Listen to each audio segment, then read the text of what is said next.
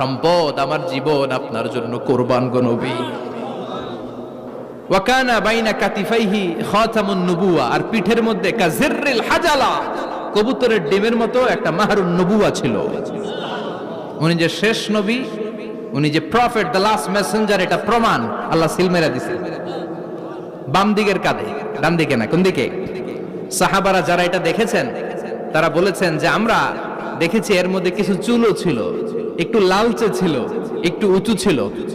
একদিন বিশ্বনবী বললেন, বান্দার কোনো হক আল্লাহ কোনোদিন ছেড়ে দেয় না।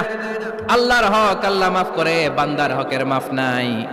যদিও আমি নবী, আমার উপর যদি কোনো হক থাকে বলো, আমি দিয়ে দেব। কোন সাহাবী দাঁড়ায় না। এক সাহাবী দাঁড়িয়ে বলল, নবী, যুদ্ধের ময়দানে চাবুক চালানোর সময়, লাঠি চালানোর সময় এক কাফেরকে মারতে যে আপনার লাঠির বাড়ি আমার পিঠের মধ্যে পড়েছে। আপনি যেহেতু এই কেসাসটা আদায় করতে চান,